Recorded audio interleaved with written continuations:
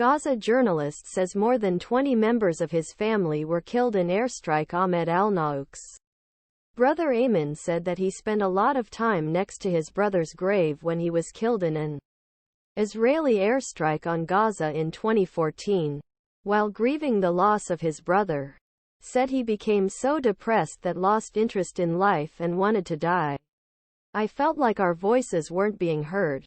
Alnaouq told Morning Edition that people do care about us, that our stories are not heard, that our suffering is noticed by anyone in the world, especially in the West. One day, Alnaouq heard from one of his American journalist friends and asked him how he was really doing. He started crying and said that he was spending his time in the cemetery. He told her that she should write how she felt in English. They won't care about our stories. They look at us as subhuman. But eventually he decided to write his story and received positive reactions from readers. They read my story and they care about me. It made me feel better to see that I was wrong. Not all of the listeners see us as subhuman, he said. After going through the process of sharing her own personal story, Alnaouq wanted to offer an outlet for other young Palestinian writers to do the same. He began training Gazan writers and matching them with international mentors to help them write their stories in English. The project later grew to form the organization We Are Not Numbers and has been working for the project ever since. We Are Not Numbers has published hundreds of stories, poems and articles telling the stories of Palestinians since 2015.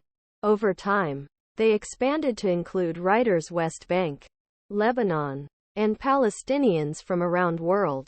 In years after project was launched, Alnaouq moved Gaza to London. After October 7, most of its writers had their internet connection and electricity cut off. We Are Not Numbers have managed pull out some stories from writers who were able to connect the internet for short periods of time. Alnaouq says the stories that emerge make a difference.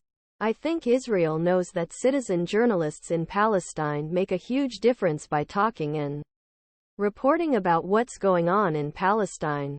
That's why they're cutting off telecommunications in Gaza. Actually doing work on the field, Alnaouq said. He says it's harder than ever to get a story out of Gaza.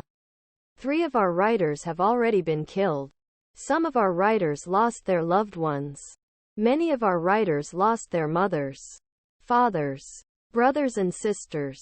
Many of them had to flee their homes and migrate to the south.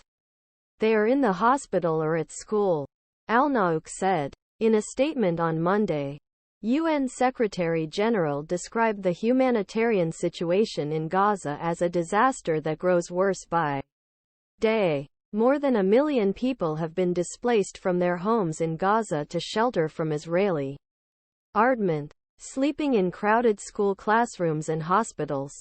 No words can describe the horror they are seeing in Gaza.